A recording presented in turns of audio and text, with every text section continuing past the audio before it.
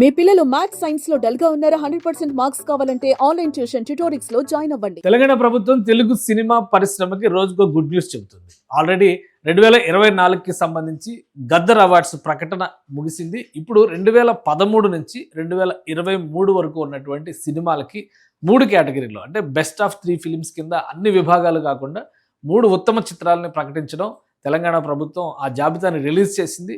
ఏ సినిమాలకి ఈ అవార్డ్స్ వచ్చినాయి గత 10 ఏళ్లలో? ఎందుకంటే నంది అవార్డ్స్ ఆగిపోయి దాదాపు 14 సంవత్సరాలు అయింది. అయితే తెలుగు సినిమా పరిశ్రమకు సంబంధించి తెలంగాణ రాష్ట్రం ఆవిర్భవించిన తర్వాత 2014 నుంచి ఉన్నటువంటి అవార్డులన్నీ ఇస్తామంటూ రేవంత్ రెడ్డి సర్కార్ ప్రకటించింది. దానికి తగ్గట్టుగా జ్యూరీల్ని కమిటీల్ని అపాయింట్ చేసింది.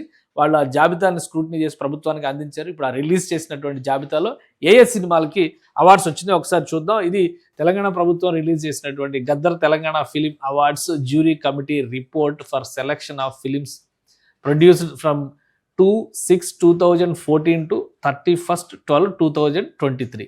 సో ఆ కేటగిరీలు అంటే 2-6 ఎందుకు తీసుకున్నారంటే 2 అనేది తెలంగాణ ఆవిర్భావ దినోత్సవం తర్వాత నుంచి, తెలంగాణ ఆవిర్భవించిన తర్వాత నుంచి ప్రొడ్యూస్ అయినటువంటి సినిమాలని ఈ జాబితాలో తీసుకున్నారు ప్రత్యేకంగా. ఇందులో ఫస్ట్ ఇయర్ అంటే 2014లో వచ్చినటువంటి సినిమాలను ఒకసారి మనం చూద్దాం.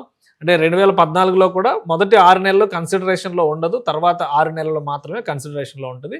సో 6 నెలల్లో వచ్చినటువంటి సినిమాలు చూస్తే రన్ రాజా రన్ ఉత్తమ చిత్రంగా నిలిచింది. మొదటి ఉత్తమ చిత్రం శర్వానంద్ యాక్ట్ చేసింది.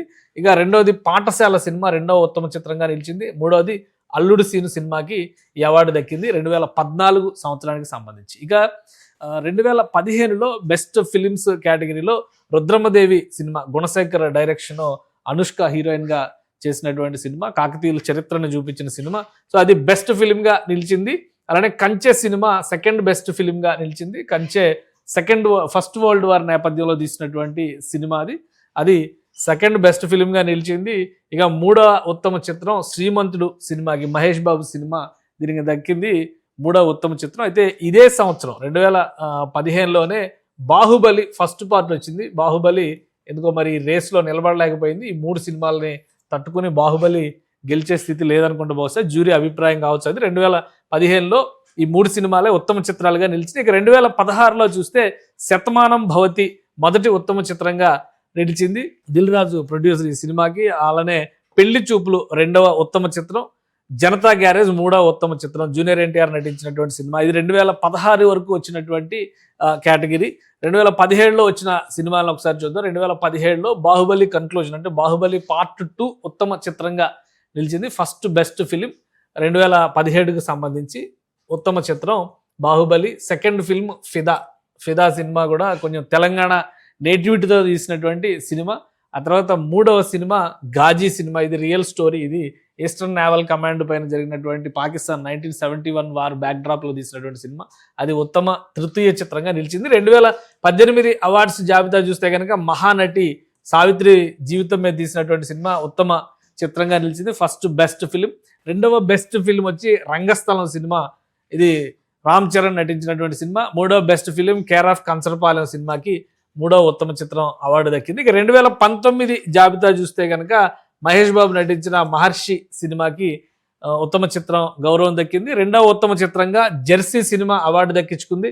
మూడవ ఉత్తమ చిత్రంగా మల్లేశం సినిమాకి అవార్డు దక్కింది. ఇక 2020 కేటగిరీ చూస్తే కనుక ఫస్ట్ బెస్ట్ ఫిల్మ్ అల వైకుంఠపురంలో సినిమా. సో ఇది గ్రాండ్ హిట్ అయింది. వేరే లాంగ్వేజెస్లో కూడా వచ్చినటువంటి సినిమా. అల్లు అర్జున్ యాక్ట్ చేసినటువంటి సినిమా, త్రివిక్రమ్ డైరెక్షన్. ఇక రెండవ ఉత్తమ చిత్రంగా కలర్ ఫోటో ఈ సినిమాకి ఆ గౌరవం దక్కింది. మూడవ ఉత్తమ చిత్రంగా మిడిల్ క్లాస్ మెలోడీస్ సినిమాకి మూడవ ఉత్తమ చిత్రం అవార్డు దక్కింది. ఇక 2021, 2022, 2023 చూద్దాం. 2021లో RRR సినిమా ఉత్తమ చిత్రంగా నిలిచింది. ఇది దేశవ్యాప్తంగానే కాదు ప్రపంచవ్యాప్తంగా కూడా సంచలనం సృష్టించినటువంటి సినిమా. రాజమౌళి మ్యాజిక్ అనమాట. అంటే రెండవ ఉత్తమ చిత్రంగా అఖండ సినిమా బోయపాటి శ్రీను బాలకృష్ణ కాంబినేషన్లో వచ్చింది. మూడవ ఉత్తమ చిత్రంగా ఉప్పెన నిలిచింది. 3 సినిమాలు కూడా కమర్షియల్గా కూడా మంచి హిట్ అయినటువంటి సినిమాలు. మరి ఈ సంవత్సరంలోనే Pushpa cinema first part Pushpa ఉంది. మరి పుష్ప సినిమా ఈ కాంపిటీషన్లో నిలవలేదనుకుంటా. ఎందుకంటే ఫస్ట్ పార్ట్ పుష్పకే నేషనల్ బెస్ట్ యాక్టర్ అయ్యాడు అల్లు అర్జున్. సో ఇంకా నెక్స్ట్ 22 బెస్ట్ ఫిలిమ్స్ చూస్తే కనుక సీతారామం సినిమా మొదటి ఉత్తమ చిత్రం, కార్తికేయ 2 రెండవ ఉత్తమ చిత్రం, మేజర్ సినిమా మూడవ ఉత్తమ చిత్రంగా నిలిచింది. 2022 కేటగిరీ ఇది.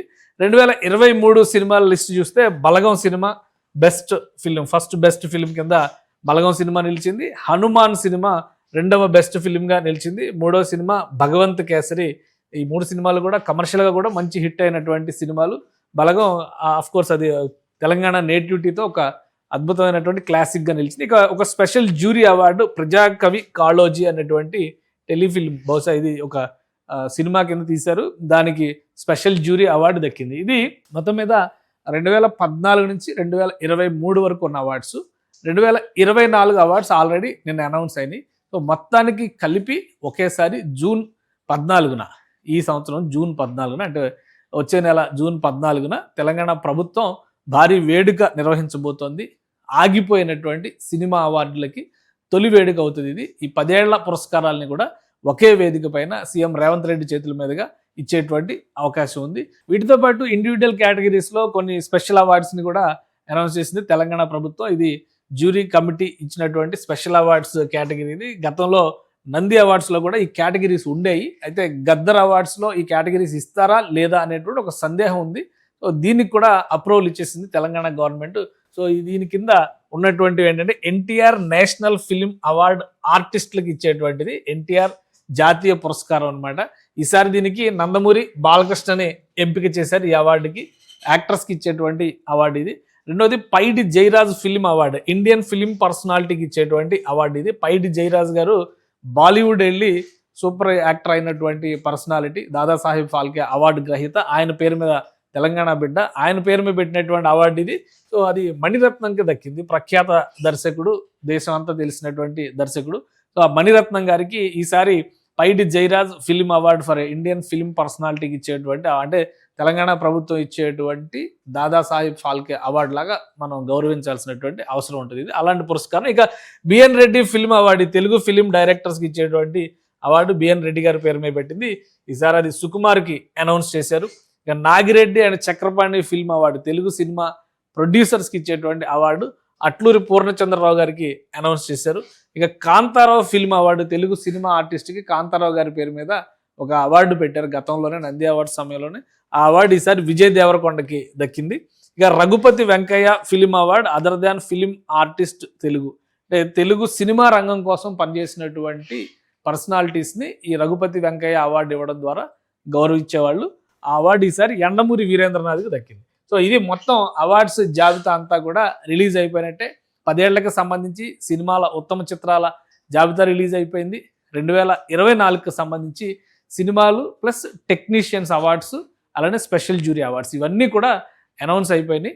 సో అవార్డుల వేడుక నిర్వహణ కోసం తెలంగాణ ప్రభుత్వం కసరత్తు చేస్తుంది. మరోవైపు ఆంధ్రప్రదేశ్ ప్రభుత్వం కూడా నంది అవార్డ్స్ పైన ఫోకస్ పెట్టింది. ఈసారి నంది అవార్డ్స్ నవంబర్లోగా అనౌన్స్ చేస్తామని చెప్పని ఏపీ గవర్నమెంట్ అనౌన్స్ చేసింది. ఈసారి తెలంగాణ, ఆంధ్రప్రదేశ్ 2 ప్రభుత్వాలు కూడా సినిమా పురస్కారాలపైన స్పెషల్ ఫోకస్ పెట్టాయి. గత 14 ఏళ్లుగా ఈ అవార్డులన్నీ కూడా ఆగిపోయినాయి. ఇప్పుడు ఒకేసారి 2 అవార్డులు దక్కేటువంటి అవకాశం తెలుగు సినిమా పర్సనాలిటీస్కి, సినిమా నటులకి, టెక్నీషియన్స్కి అందరికి కూడా ఆ అవకాశం కలుగుతుంది. ఈ అవార్డ్స్ ఫంక్షన్ జూన్లో జరిగితే ఏపీ అవార్డ్స్ ఫంక్షన్ నవంబర్లో ప్లాన్ చేస్తున్నారు. సుమన్ టీవీలో మీ పర్సనల్ అండ్ బిజినెస్ ప్రమోషన్స్ కోసం కింది నెంబర్కి కాంటాక్ట్ చేయండి.